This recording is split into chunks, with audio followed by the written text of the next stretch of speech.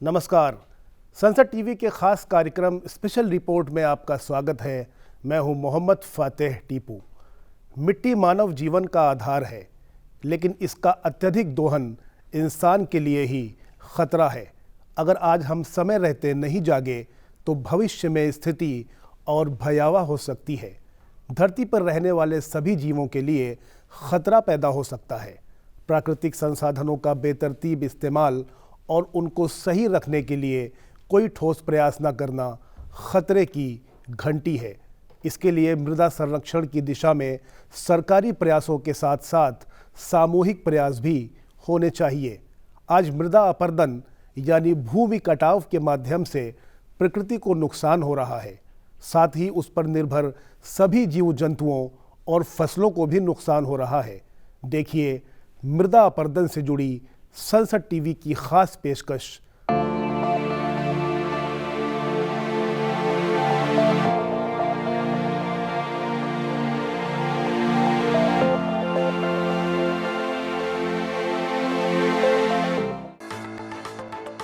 बाढ़ की ये तस्वीरें आपको दहला सकती हैं।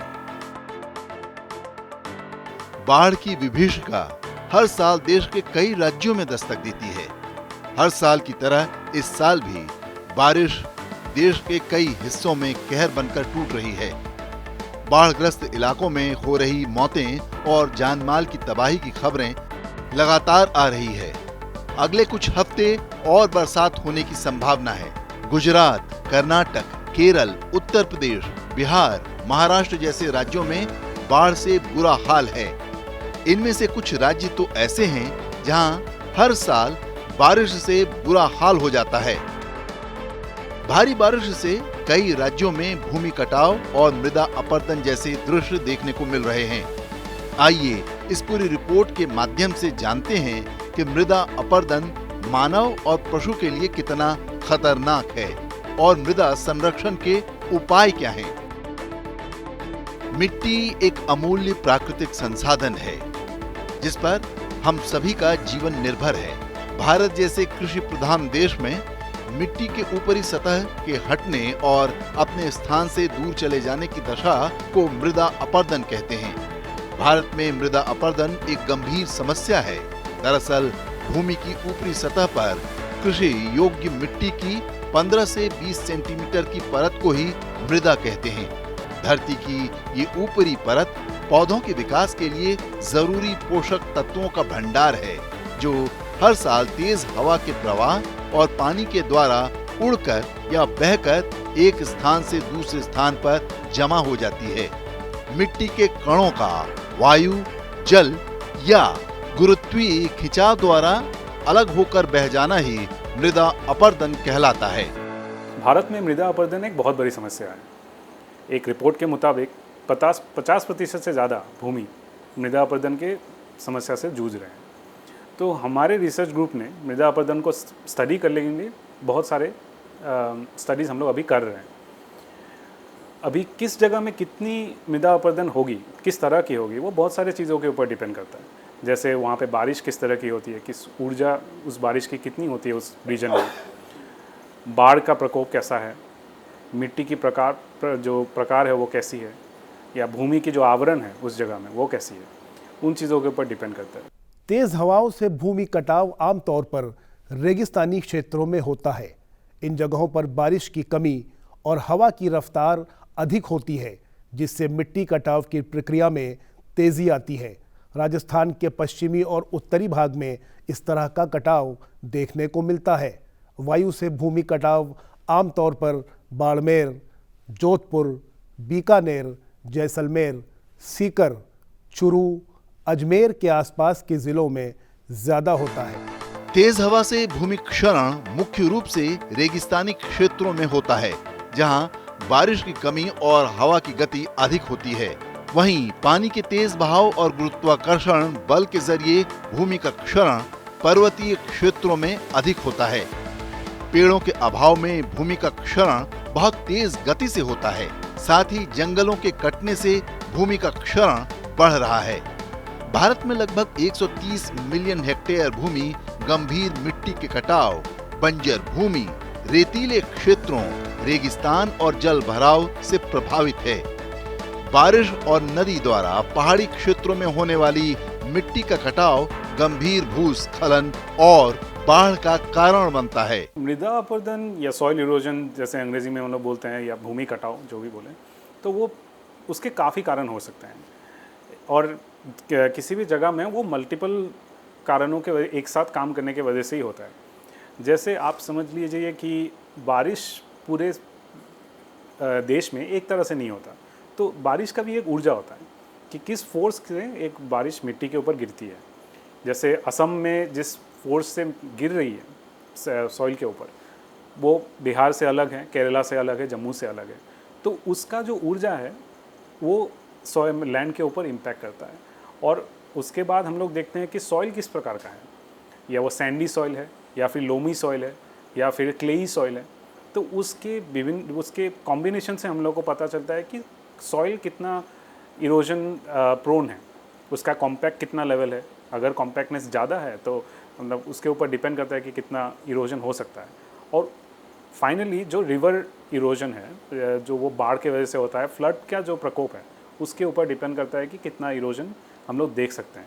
आईआईटी दिल्ली के शोधकर्ताओं ने एक नया मानचित्र तैयार किया है, जिसकी मदद से देश में बारिश की वजह से होने वाले भूमि कटाव संभावित क्षेत्रों की पहचान की जा सकती है। आईआईटी दिल्ली की रिसर्च से पता चला है कि देश में मिट्टी कटाव के लिए 68% पानी और बारिश जिम्मेदार हैं।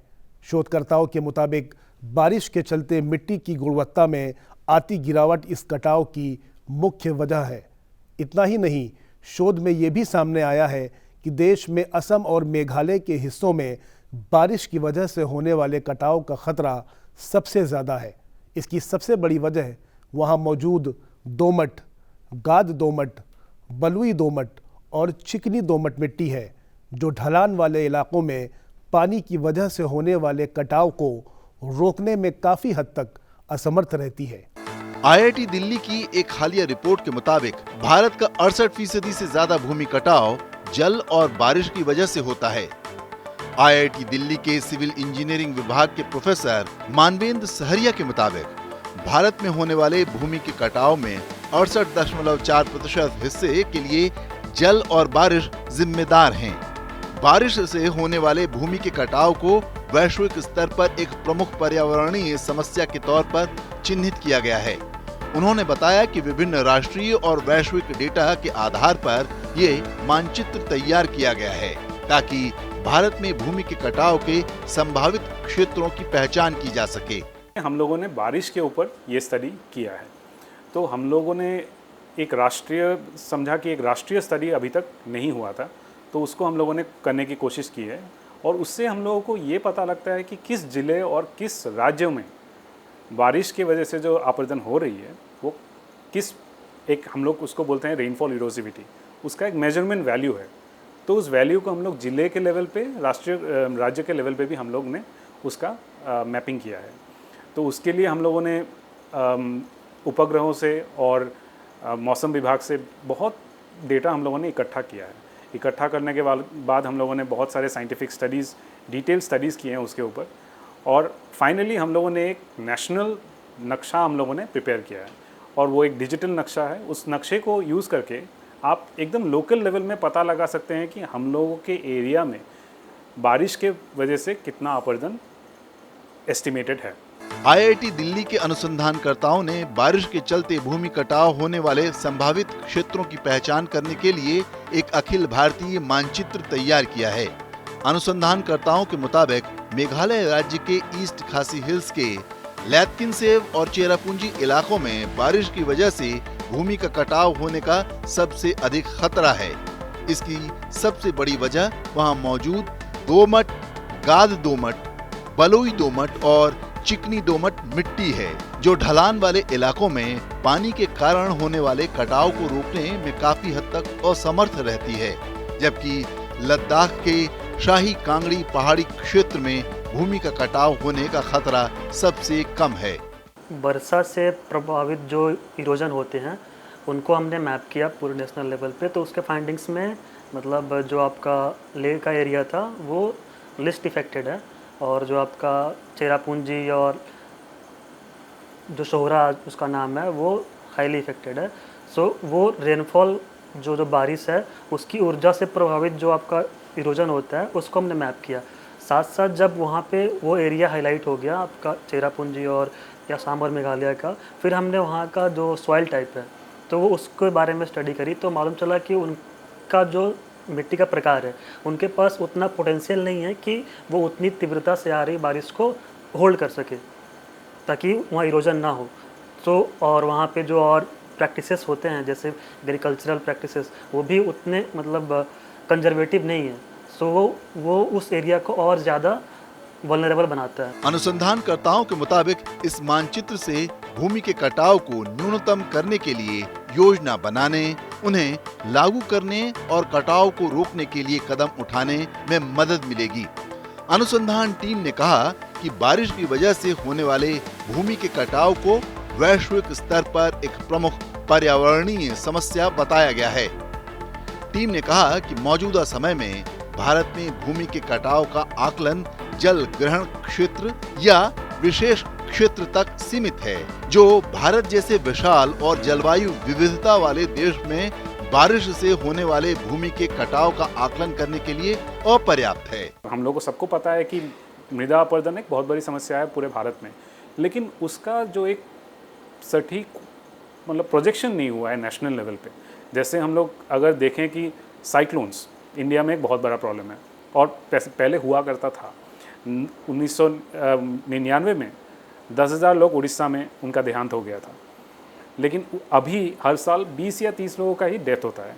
वो होता है क्योंकि भारत सरकार ने साइक्लोन को एक राष्ट्रीय समस्या समझा, उसके ऊपर इन्वेस्टमेंट किया, मल्टीपल गवर्नमेंट्स ने इन्वेस्टमेंट किया और आज हम लोग 20 साल बाद उसका बेनिफिट हम लोग देख रहे हैं कि प्रेडिक्शन सिस्टम से लेकर disaster management authority on the ground कैसे काम करती है हर साइक्लोन से पहले। लेकिन उस तरह का जो एक आपातकालीन जो मेंटालिटी है कि उसको एड्रेस करना चाहिए, वो हम लोगों ने इरोजन के प्रॉब्लम ने हम लोगों ने नहीं देखा है अभी तक। भूमि कटाव के दूरगामी परिणाम होते हैं। उदाहरण के लिए ये उपजाऊ मिट्टी को नुकसान पहुंचाता है, कृषि उत्पादन को कम करता है। इसके कारण दुनिया की आबादी के लिए खाद्य आपूर्ति खतरे में पड़ जाती है। एक अध्ययन में ये अनुमान लगाया गया है कि साल 2070 तक पानी द्वारा होने वाले मिट्टी कटाव से होने वाला नुकसान खतरनाक स्थिति तक पहुंच सकता है। इस रिपोर्ट के मुताबिक और काफ़ी और भी रिपोर्ट निकले हैं जिसमें ये ऑलमोस्ट कंफर्म्ड है कि अभी जो सिचुएशन है ऑलरेडी काफ़ी ख़राब है इरोजन का इंडिया के बहुत सारे जगह में। जैसे धेमाजी डिस्ट्रिक्ट हो गया जो एक कल्चरल कैपिटल माना जाता है, बहुत सारे हिंदू मोनेस्ट्रीज़ हैं वहाँ पे जो अभी इरोजन के कारण वो मतलब ब्रह्मपुत्र में शामिल हो चुके हैं। बिहार में हर साल उसके वजह से कितना डैमेज हो रहा है वो सबको पता ही है और आगे जाके इसका और भी खतरनाक डिमेंशन आने वाला है, क्योंकि क्लाइमेट चेंज की वजह से एक हम लोग का अंडरस्टैंडिंग है कि जो बारिश है वो मोर एंड मोर इंटेंस होने वाला है, कि कम टाइम में ज़्यादा बारिश होने वाला है। उसका सिंपल अंडरस्टैंडिंग ये है कि जिसका जो इंटेंसिटी है वो बढ़ने वाला है और जितना बारिश का इंटेंसिटी बढ़ेगा तो मिट्टी की जो उसको मतलब हैंडल करने की कैपेसिटी है वो तो मतलब चेंज नहीं होगा। उसके वजह से इरोजन का इंक्रीज बारिश के वजह से जो इरोजन है उसमें इंक्रीज हो सकता है। भारत में मृदा अपरदन के कई प्राकृतिक और अप्राकृतिक कारण हैं। प्राकृतिक कारणों में हवा और पानी शामिल है, जबकि अप्राकृतिक कारणों में वनों की कटाई और खनन शामिल है। शुष्क जलवायु में हवा का बहना मिट्टी के कटाव का मुख्य कारण है। मृदा अपरदन के सभी कारणों में सबसे अधिक हानिकारक वर्षा है। बारिश और नदी द्वारा पहाड़ी क्षेत्रों में होने वाली मिट्टी का कटाव गंभीर भूस्खलन और बाढ़ का कारण बनता है। कृषि उपकरण, पेड़ों की कटाई, भारत के पशुधन के हिस्से के रूप में बड़ी संख्या में जानवरों द्वारा घास के मैदानों को चराने, सड़कों के निर्माण के लिए पहाड़ी क्षेत्र के पत्थर तोड़ना और डायनामाइट विस्फोट, अंधाधुंध उत्खनन इसके मुख्य कारण हैं। एक जगह में इरोजन सिर्फ एक रीज़न की वजह से नहीं हो रहा है और एक बहुत बड़ा रीज़न है कि किस तरह का लैंड कवर, जो आवरण है, मिट्टी का जो आवरण है वो किस तरह का है। और या अगर डिफॉरेस्टेशन हो रहा है, जैसे अभी काफ़ी जगह में डिफॉरेस्टेशन के वजह से पानी जो पहले धीरे आगे जाता होगा, पहले जाता होगा, अभी उसका फोर्स ज़्यादा हो गया है, क्योंकि उसको रोकने का जो पहले सिस्टम था वो अभी नहीं रहा डिफॉरेस्टेशन के वजह से या फिर फॉरेस्ट फायर्स के वजह से। तो उसमें अभी उसका जो एनर्जी है वो ज़्यादा हो गया है, उसके वजह से भी इरोशन हो सकता है। तो उसको लोकल लेवल में अगर आप पूछेंगे कि यहाँ पे किस तरह के किस वजह से इरोजन हो रहा है, वो आपका लोकल एक आंसर मिलेगा। नेशनल लेवल पे वो बहुत सारे कारणों की वजह से हो सकता है। धरती पर मिट्टी की मौजूदगी मनुष्य से लेकर फसलों और छोटे कीड़ों तक के जीवन का आधार है। हजारों सालों से जलवायु और पृथ्वी की प्लेटों में होती हलचल मिट्टी के कटाव को नियंत्रित करती रही है। लेकिन एक शोध से पता चला है कि हम मनुष्य पिछले 4000 वर्षों से मिट्टी के इस कटाव में वृद्धि कर रहे हैं। औद्योगिकीकरण से बहुत पहले ही मनुष्यों ने जंगलों को काटकर कृषि और अपने रहने के लिए भूमि उपयोग में बदलाव करना शुरू कर दिया था, जिसके नतीजे आज भी हमारे सामने आ रहे हैं। मिट्टी का ये कटाव न केवल पारिस्थितिक तंत्र की उत्पादकता को घटा देता है, बल्कि साथ ही प्रकृति में चल रहे पोषक तत्वों के आदान प्रदान की क्रिया में भी फेरबदल कर देता है। परिणाम स्वरूप ये जलवायु और समाज को सीधे तौर पर प्रभावित करता है। ऐसे में हमें मृदा अपरदन को रोकने और भूमि संरक्षण के लिए सजग प्रयास करने चाहिए। भारत में मृदा अपरदन के कारण भारतीय मिट्टी अपनी भौतिक और बुनियादी विशेषताओं से वंचित हो जाती है, जिससे मिट्टी में पोषक तत्वों का भारी नुकसान होता है, जो एक स्थान से दूसरे स्थान पर बह जाते हैं। इसने भारत में कृषि को बुरी तरह से प्रभावित किया है और पौधों और फसलों को नुकसान पहुंचाया है। कुछ क्षेत्रों में भूमि का धंसना और पहाड़ी क्षेत्रों में भूस्खलन ऐसी समस्याएं हैं जिनका प्रभाव राजमार्गों, बस्तियों और सिंचाई बांधों पर पड़ता है। साथ ही ये भारतीय अर्थव्यवस्था पर विनाशकारी परिणामों के साथ देश के लिए गंभीर पर्यावरणीय समस्या बन गई है। हम जब डेवलपमेंट और विकास की बात करते हैं, राज्य और देश के विकास के बारे में, सो हम बहुत सारे नए स्ट्रक्चर्स बनाते हैं, या उस समय हम क्या करते हैं कि हम प्रकृति को थोड़ा बहुत नुकसान पहुंचाते हैं। सो हमारा प्रैक्टिस ये रहना चाहिए कि अगर हम जैसे रोड बना रहे हैं, रोड बनाने के चक्कर में हमने डिफॉरेस्टेशन किया या फिर वहाँ से वनस्पति गायब हुई, तो उसके बाद जैसे जो रोड के किनारे का जो ढलान वाला एरिया होता है, वहाँ पे अगर हम कुछ ग्रासिंग कर दें या कुछ वेजिटेशन कवर लगा दें, तो वहाँ पे मिट्टी का कटाव कम होगा। लाइक जैसे मैंने पहले ही बोला कि जो असम में जो रेल की पटरी गायब हुई थी, जो डिरेल हुई थी, उसका कारण यही था कि वहाँ पे जब पटरी का जो होता है, जिसके ऊपर पटरी होती है मिट्टी, उसमें वेजिटेशन कवर बहुत कम था। अगर वेजिटेशन कवर ज़्यादा होता तो वो और उसके अंदर पोटेंशियल होता इरोजन को रोकने का। 2010 से 18 के बीच देश के कुल बुआई वाले क्षेत्र में हुए मिट्टी के कटाव में करीब 54% यानी 4.98 करोड़ हेक्टेयर की गिरावट आई है। आंकड़ों के मुताबिक जहां 2010 के दौरान देश में कुल बोए क्षेत्र में मिट्टी के कटाव से प्रभावित कुल भूमि करीब 9.24 करोड़ हेक्टेयर थी, जो 2018-19 में घटकर 4.26 करोड़ हेक्टेयर रह गई है।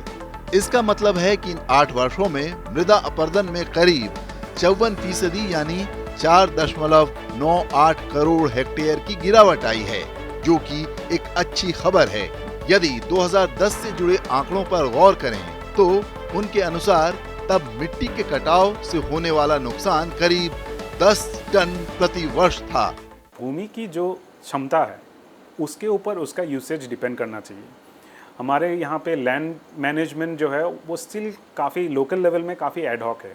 जैसे एग्रीकल्चरल लैंड को हम लोग कन्वर्ट करते हैं, या फिर जिस लैंड टाइप का जो सपोर्ट कर सकती है, या तो वो एग्रीकल्चर सपोर्ट कर सकती है या कुछ और सपोर्ट कर सकती है। सो वी शुड जो उसकी जो क्षमता है उसके ऊपर उसकी यूसेज डिपेंड करनी चाहिए। सेकेंडली जो सतह है उसके ऊपर एक आवरण डाल सकते हैं। उसका मतलब है आप लैंड कवर जो है उसका डिफॉरेस्टेशन रोकना और एप्रोप्रिएट कंजर्वेशन मेजर्स लेना बहुत ज़रूरी है, कि जो पानी का जो ऊर्जा है वो इरोजन के तरफ होने से पहले ही आप उसको नियंत्रण कर सकें, और उसमें नेचुरल मेथड्स का बहुत यूसेज है। आजकल फॉरेस्ट फायर्स भी बहुत सारे हो रहे हैं इंडिया में, तो उसके वजह से जो लैंड है वो लैंड डिग्रेडेशन हो रहा है। तो उसको रोकने के लिए जो गवर्नमेंट मेजर्स ले रही हैं उसको थोड़ा होलिस्टिकली लेने का ज़रूरत है और एग्रेसिवली परस्यू करने का ज़रूरत है। लेकिन लोकल लेवल में अगर आप इरोजन को सॉल्व करने के लिए कौन सा मेजर्स आपको लेना चाहिए, वो तो एक्चुअली लोकल स्टडी से ही पता चलेगा। जैसे कोसी रिवर में क्या है, ब्रह्मपुत्र रिवर में लोकल लेवल में आप क्या सॉल्यूशंस ले सकते हैं, वो तो हम लोग लोकल इश्यूज़ के ऊपर डिपेंड करके ही बोल सकते हैं। देश के जिन राज्यों में मिट्टी के कटाव से प्रभावित क्षेत्रों में वृद्धि हुई है, उसे नजरअंदाज नहीं किया जा सकता। देश के जिन राज्यों में मिट्टी के कटाव से ग्रस्त कृषि क्षेत्र में वृद्धि हुई है, उनमें गोवा प्रमुख है, जहां मिट्टी के कटाव का सामना करने वाले क्षेत्र में 2,933% की वृद्धि दर्ज की गई। गोवा में 2010 में कटाव से प्रभावित क्षेत्र 1,000 हेक्टेयर था, जो 2018-19 में बढ़कर 30,330 हेक्टेयर हो गया। गुजरात में 9.8 लाख हेक्टेयर क्षेत्र कटाव से ग्रस्त था, जो 2018-19 में 340.45% बढ़कर 43.3 लाख हेक्टेयर पर पहुंच गया था। राजस्थान सबसे ज्यादा 1.03 करोड़ हेक्टेयर क्षेत्र के कटाव का सामना कर रहा है। इस दौरान ओडिशा में भी कटाव से प्रभावित क्षेत्र में करीब 99.4% की वृद्धि दर्ज की गई है। वहां मृदा अपरदन का सामना करने वाला जो कुल बोया क्षेत्र 22.3 लाख हेक्टेयर था, वो 2018-19 में बढ़कर 44.4 लाख हेक्टेयर पर पहुंच गया था। इस दौरान त्रिपुरा में भी मिट्टी के कटाव का सामना करने वाले कृषि क्षेत्र में 59.9% की वृद्धि दर्ज की गई। यदि देश में मिट्टी के कटाव से जुड़े वर्तमान आंकड़ों को देखें, जो कि 2018-19 में लिए गए थे, उसके मुताबिक राजस्थान में सबसे ज्यादा बुआई वाला क्षेत्र मिट्टी के कटाव का सामना कर रहा था, जिसका कुल क्षेत्रफल करीब 1.03 करोड़ हेक्टेयर था। इसके बाद महाराष्ट्र में 76.3 लाख, कर्नाटक में 47.4 लाख, ओडिशा में 44.4 लाख, गुजरात में 43.3 लाख, झारखंड में 39.1 लाख हेक्टेयर बोया क्षेत्र मिट्टी के कटाव का सामना कर रहा था। भारत में मृदा अपरदन को रोकने के लिए कई उपाय किए जा सकते हैं, जैसे वृक्षारोपण करना और वृक्षों को समूल नष्ट न करना, बाढ़ को नियंत्रित करने के लिए बांधों का निर्माण करना, विशाल जलाशय बनाना, पहाड़ों पर सीढ़ीनुमा खेत बनाना, ढाल के आर पार जुताई करना, पशुचारण को नियंत्रित करना, कृषि योग्य भूमि को कम से कम परती छोड़ना, फसलों की अदला बदली कर उन्हें उगाना, मरुस्थलों को नियंत्रित करने के लिए वनों की कतार लगाना, भूमि की उर्वरक क्षमता एक समान बनाए रखना और खाद व उर्वरक का समुचित उपयोग करना, स्थायी कृषि क्षेत्र विकसित करना। भारत में मृदा संरक्षण मिट्टी की गुणवत्ता को बहाल करने के लिए किए गए प्रयासों से जुड़ी है। भारत में मृदा अपरदन भारत सरकार के लिए चिंता के प्रमुख विषयों में से एक है। इसलिए सरकार कृत्रिम साधनों के माध्यम से खनन, वनों की कटाई आदि को रोकने का तेजी से प्रयास कर रही है। साथ ही सरकार भारत में मिट्टी के कटाव के नकारात्मक प्रभावों को कम करने के लिए पर्याप्त उपाय कर रही है।